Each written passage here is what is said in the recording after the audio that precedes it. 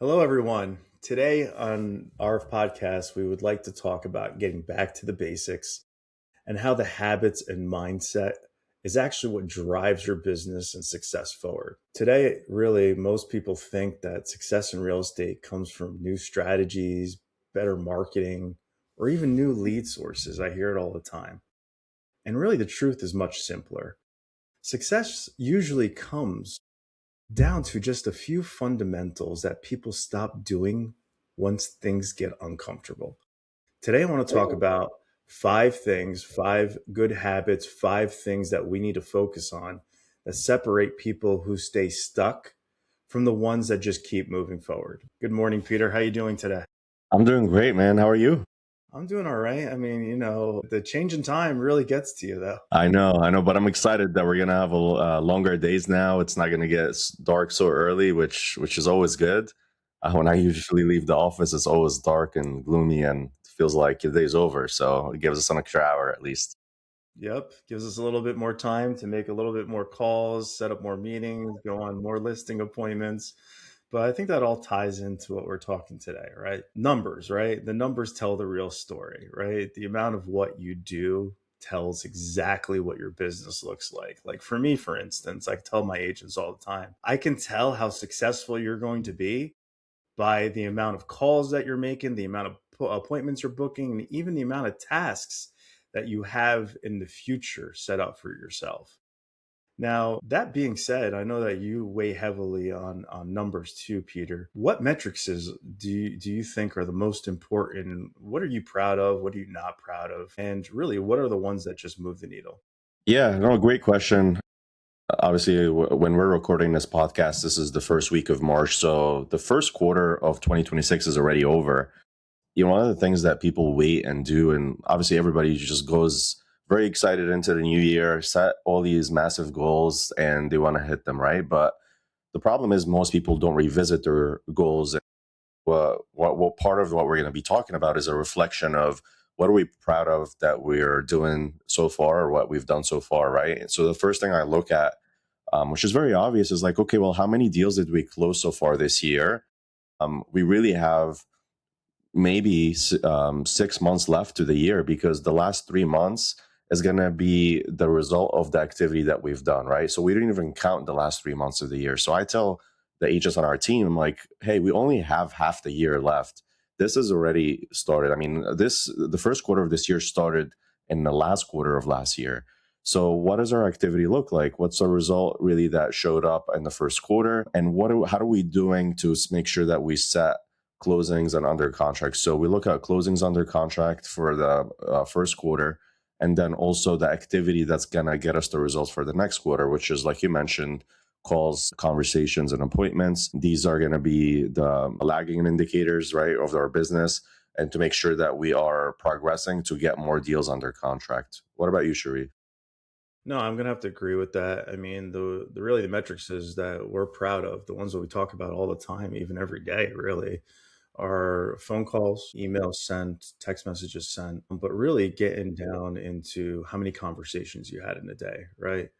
And from those conversations, how many actual appointments were booked, right? I think those are very important numbers that everybody should be keeping track of, and really how much follow-ups you're making, right? And how many new leads you're talking to on a daily basis. I think those are really the numbers that you need to focus on. Those are the ones you should be proud of. Those are the ones you should be increasing on a daily basis, because basically your results are a reflection directly of your daily habits. So knowing your habits, knowing your numbers is one of the most important parts of actually moving the needle. You know, I Go ahead. Sorry. No, I was going to say we do this exercise at least once a month, but one of the things that I noticed that our appointments have gone down by 15% appointment set. And when I looked at what really changed, it wasn't really the number of calls that got dropped a lot, but it was the number of call attempts per lead. It went down by 50%. And that resulted into 15% less appointments. And that was the only difference, the only metric that went down for us. Everything else stayed the same, but just that number alone caused our appointment rate to go down, which obviously sounded the alarms in my head. I'm like, guys, that means that we're going to get less contracts accepted. less offers accepted, less deals closed, right? So it's really important, like you said, Sharif, is to be revisiting these things. If our contact attempt per lead went down by 50%, that's a huge problem. We got to revisit this. We got to call more the same lead 2 3 times a day for different variations of reach outs, call, text message, email, and multiple times, right? So that was a big eye opener for me when I had my sales meeting last week, and we made sure that we fix this as soon as possible. I totally agree with you. I mean, knowing your numbers is essential, right? And that's great. I mean, you're able to analyze, what position you're in or what the future is going to look by what's happening right now, right? Compared to what happened in the past. So it's really important to figure out what your key numbers are and what habits you need to have in order to hit your goals, right?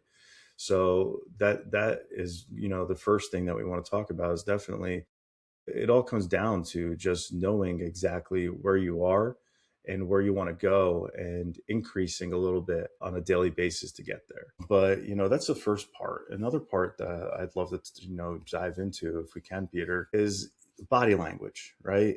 Your tone, things of that nature, because your energy and confidence speaks way before the words come out. And I know I'd heard someone say this in the past, but light travels faster than sound, right? So your presentation, your energy, all that is going to hit before anything comes out of your mouth. So confidence is so important with that. Don't you agree? 100%. And it's very big because, when you go to an appointment, for example, your shoulders are leaning forward or humped forward, or you're just dragging your feet towards the house. And, it just shows that you have no energy. There's no excitement of meeting this person. And let's face it, like if you were at a restaurant, right, and you get a server that is greeting you with that energy, how would you feel sitting down at that table? You're gonna feel like this guy doesn't even want me here, and I'm gonna probably have the worst experience of my life. Like I'm taking time out of my day to go enjoy a meal for an hour or so. Like I want to see a great experience, and it's the same exact way. And this is how your clients will feel when you are showing up that way. So you have to learn, no matter how you feel, what's going on in your days, that you have to turn a different switch on or put a game face on or something to show that you're excited to meet the client. You got to show up with some energy, some excitement, and be approachable with those clients, because that's how you're going to get ghosted really fast too.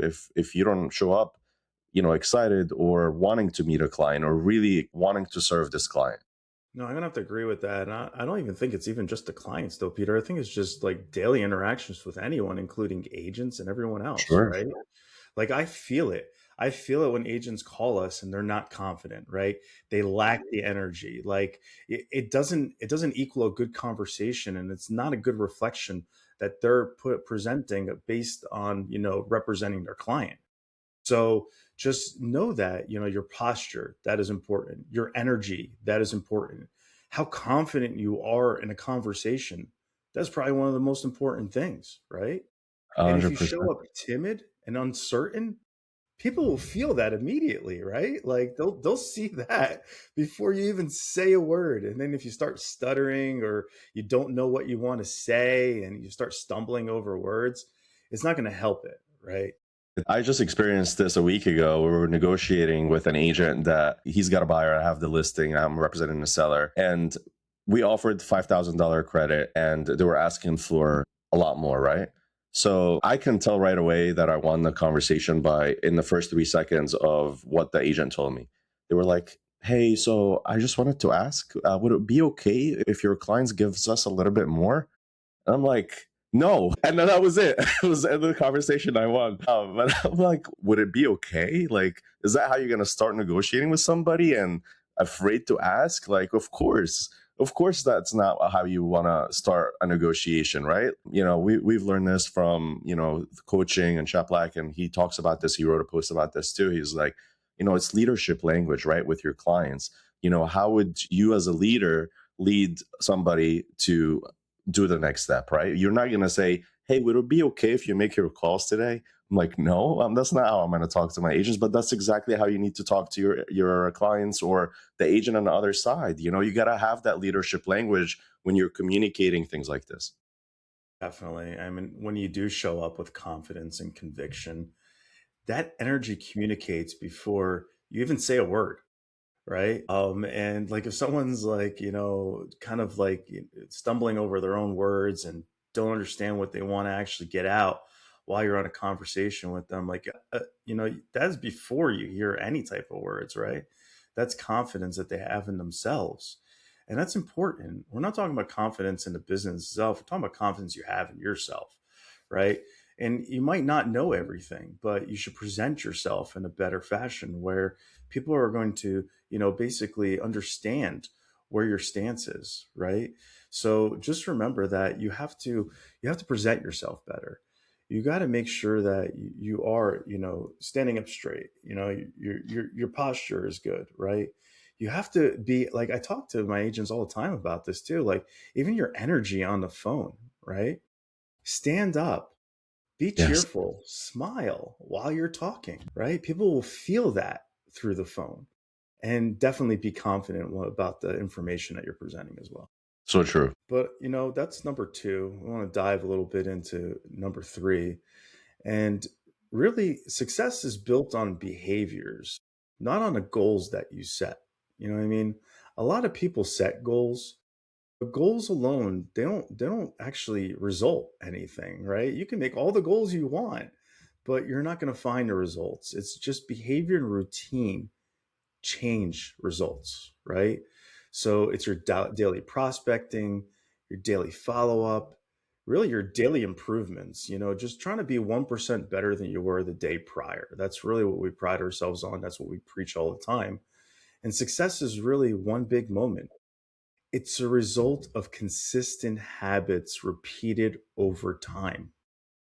Let me repeat that. Success is the result of consistent habits repeated over time. That in itself really should be like interlocked in your mind. And you need to understand you're not going to find success just by setting goals. You got to do the little things that need to be done day in and day out, every day consistently. Right, Pete? Yeah, no, and that's such a fire quote that you just put out there too. I remember when I used to, compete in for weightlifting or bodybuilding, and I had a coach, right, and it was the same exact way. And this is one of the things that I was able to take all the way through to real estate. Is he had an Excel sheet that had the workout plan and also my diet plan, and every day I had to log in how many sets I did, how many reps I did, and what was the weight for each thing. And it was tracked weekly. We would revisit this on a weekly basis. Okay, is my weight up or my weight down? Or is also, how is my scale, my weight on the scale as well, right? But it's exactly that, right? It's like these little habits every single day that we had to continue to do track and improve on, and it just goes back to tracking. Goals are again dreams, really, if they're not set into small habits every single day and we're not executing on them. We have to make sure that we're executing on these small things. A lot of people will say, like, we had a bunch of agents on the team in the beginning of the year on their vision board said, oh, somebody said I want to close 100 deals this year. Somebody said that I want to close 50 deals this year. Okay, great. But what are you doing every single day to track it? And people forget it. And I remember that I believe it takes about 66 days for something to turn into a habit. So that's all you have to focus on. I want to do this consistently for 66 days so it becomes a habit. And once it becomes a habit, you don't negotiate with yourself anymore. And same goes for working out. I don't negotiate with myself if I want to go work out. Now it becomes a habit. I'll feel off if I don't do the workout. I'll feel off if I don't brush my teeth, obviously, right? Everybody here brushes their teeth, well, at least in the morning and at night, right? It became a Hopefully. habit since hopefully, but it was something that everybody was started doing at a young age on daily basis. Now you don't think about it, you don't negotiate with yourself about it. So it's exactly what Sharif is talking about here.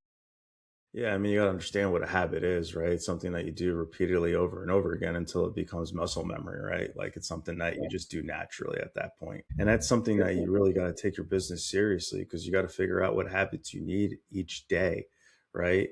To repeat so that you can find success and hit those goals, right? And sometimes it's breaking down because some of the habits that you have are not good habits, right?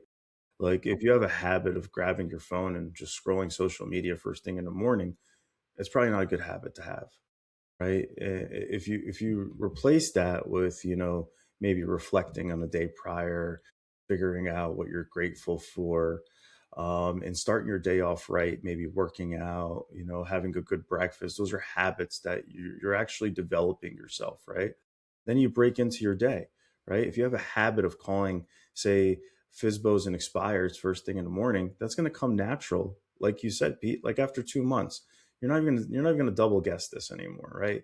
You know that every day at 8 o'clock in the morning, that's what your goal set is, right? You need to actually call people that are expired, withdrawn, or FISBOs within your system or outside of the system, but to do it consistently every day so that you'll find success in the future. And look, no one starts off being great at anything, right? And you start to realize that when you first start touching on certain habits and activities, you're not good in the beginning, right? And that's fine. You'll get better with time, right? Practice makes not perfect. Practice makes something more processable, right? Practice makes it so that you make it permanent, right? That's what we want. We want permanent habits in your life that actually take you to your goals. And that's the important part that people don't understand. I agree. I agree. It's the same goes, and it's funny because on our last meeting, I wanted to show the team how much I sucked in the beginning, especially on video. So I pulled up a video from 2018 when I was started doing video content, and I played it. And I was like, "Hey, this is a moment for you guys to laugh about me and how sucky I was on video." And look at it, right? It was a 36 minute, 30 second video. I sounded horrible. I didn't know what to say, but I'm like, look, this is where I started. And for you guys to see me on video today or me making the calls, I didn't start like this. This is not how I started, because a lot of people also, like, we preach like you got to be more on social media. You have to be more out there. You have to make the calls, but everybody's so afraid of being judged by other people that they're not good enough. Right. And I'm like, look, who gives a crap? Right. Like, just put the video out there, but it's just the start. You want to get into a habit, and then eventually people, it's you'll be lucky if 10% of your audience even see the video. But then the whole idea is that you do it enough time that it becomes a habit, and that goes along with everything that you do. Yeah, I mean, that kind of ties into the next thing I want to talk about is execution beats ideas every day, right? Like there's people out there that will just go out and just research ideas, research processes, and again to analysis paralysis, right? They don't do anything, and everyone has ideas, right? New marketing strategy, new lead sources, new ways to grow their business, but ideas are easy. It's execution that's hard, right? And that's something that will differentiate just a regular agent from a top performer. It's not the top performer knows more. It's they're executing on a daily basis, right? They're executing either small things or they're executing big projects, but they continue to execute. And it really makes a difference on your long-term goals, depending on how much execution you're actually moving forward with. That's so true. I mean, and I think it's pointless to have any other ideas unless you plan on executing on this one idea. And a lot of people, like you said, just start analyzing and like, oh, how do I do this research and watch tons of YouTube videos before they even start. And it goes back to something I've also learned over the years, and maybe it's a good habit or a bad habit of mine, but it's just being like impatient with the things that are reversible, right? Like You're if impatient. I'm to me, like, I don't know, I just want to get it done as soon as possible. But obviously things that are a big life decision, I'm not so impatient with. But the things that are small and I think are reversible, if they do cost money, I'm like, okay, whatever, like, as long as we learn something from it. But I'm not gonna wait there, because I have a problem of occupying my mind that I have to do this, and I'm not doing it. It kind of pauses me from doing a lot of other stuff, and that bugs the crap out of me. So it's either that I get it done now, or otherwise it's just gonna limit me from doing what I'm supposed to do, all the other things. As long as it's in my mind and I have to do it, I got to do it, even if I have to pay a little bit extra. And actually, our friend Kyle Robinson, one of the things when I first met him, he told me, I pay for speed, right? And that stuck with me. Like, fortunately, he has the capacity to do that, but I know not everybody has the capacity to do that. But he always says, like, I'd rather pay for something if it's going to get done quicker. And that always stuck with me. And I kind of took that and ran with it for the most part. And that's why he pays for coaching. That's why we pay for coaching as well, because we don't want to fail on our own. We rather pay somebody to tell us what to do so we get there quicker. Yeah, I mean, people who actually win, they shorten that time between idea to action, right? And they move quickly and focus on implementation instead of overthinking the process itself. So it's almost like you got I know Chet Black says instead of ready, aim, fire, it's ready, fire, then aim, right? You got to take action and then tune in where you're actually supposed to be going. So as long as you take that action first, now you're in the process of it, right? Now we can analyze what we did, try to figure out how to make it better for the next time around. But if you sit there and try to figure it out before you take action, you're just going to be in a cycle, right? You're just going to go, just in and out. Basically, you're just looping. You're like a hamster in a wheel. And you're not going anywhere because you're thinking too much about what you need to do instead of doing it and then figuring out how to make it better. And people really need to understand that you just have to take the action and then fix it, right? I mean, I know we both had a coach in the past who would say, we're basically flying the plane as we build it. Yeah, And that's what it is, right? That's what it feels like sometimes. I mean, all you're the time. almost flying with like one engine, one wing, you don't even have a tail to it, but and it's going all over the place. But as you start to settle in, you're starting to figure out I got to put a wing on here now. I got to put another engine on there. I need tail on there, right? And you Right. start to find yourself where you're leveling out, right? And you're moving ahead. I agree. I agree. And it's also, I've learned this from Hormozy too. He always says, like, there's just two processes of decision making. Is this reversible? If it's reversible, great, just take action. If it's not reversible, then take a little bit more time, right? Take as much time as you need to take that action. So that also helps with making those decisions. Like, don't worry too much. The worst thing that can happen, it doesn't go as planned, and you either paid for it by time or money, but that's reversible. But if it's irreversible, if it's a huge life event, or let's say you're moving, or I don't know, whatever the case is, most decisions are reversible. Like, I don't know too many things that are irreversible over time. No, totally, totally. And the thing is also you just want to stay consistent, right? But staying consistent is easy when things are going well.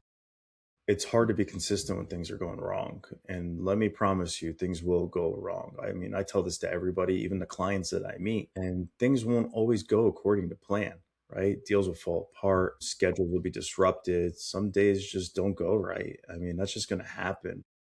But, if your tire goes flat, right? You don't slash the other three tires, right? You fix the problem and you keep going. And that's the basis of it. You're always going to have a tire that goes flat. You don't just give up and just abandon the car. No, you fix the problem, you keep going. And that's really the key, is to understand that you got to be consistent no matter what. You don't be consistent just because it's positive out there. No, that happens to a lot of people that I know, and it comes from, and not just business. Sometimes even on personal level, right, where people will sit there and dwell on things for so long that causes them to self sabotage themselves, or turn to drugs, or alcohol, or whatever the case is, right? But they're almost, killing themselves at this point because something went wrong in their life, instead of trying to fix it and move on. And same goes for our business, right? And that example is so good, because that's what happens a lot of times. One deal falls apart, or one client decides not to work with you anymore, and you guys like end up waiting for a couple of weeks trying to get your mindset right. Like, if you had these habits in place, you would wake up and just move on and just continue to find new clients. And that's what this analogy is for. And it's so good because it's a really life example. Most of you will stop and will fix the tire, put a spare on. If you did have a flat tire outside, you're not going to go and slash the other three. And that's what, but the problem is, most of you do that when you do run into problems, even if it's life or if it's in business.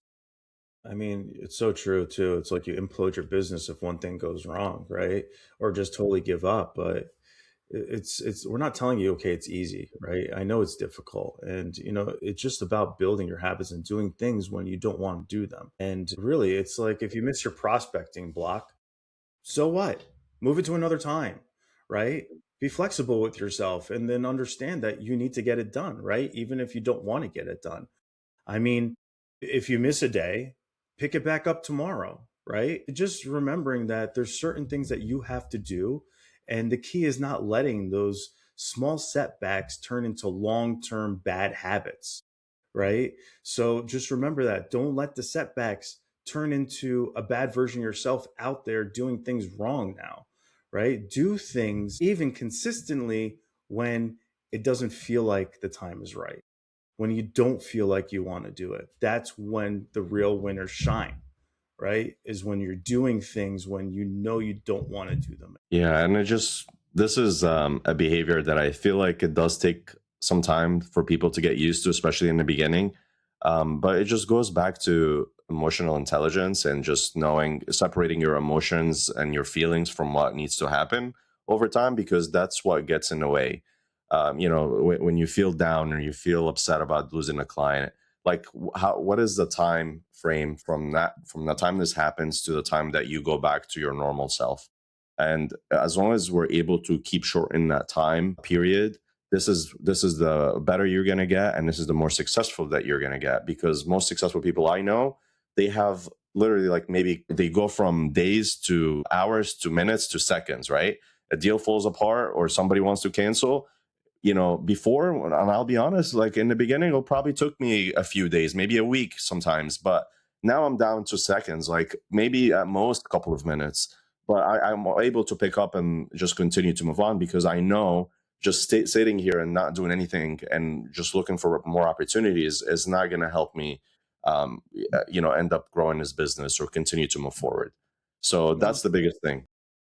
definitely. I mean, and it's really understanding all these topics, right? And putting them all together and understand that real estate success doesn't come from complicated strategies, really, right? It comes from simple disciplines done consistently, right? Your success in real estate comes from doing the same damn thing every day, in and day out, right? Stay honest with your numbers, show up with confidence, focus on daily habits, and execute quickly, right? And keep moving forward even when things don't go perfectly.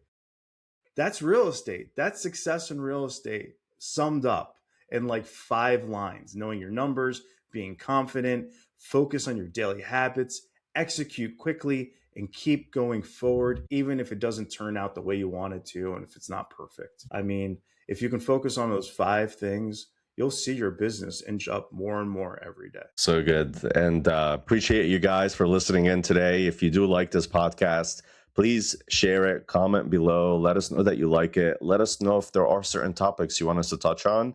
Go ahead and follow our Facebook group, and stay tuned for the next one. I'll talk to you guys soon. Bye, guys.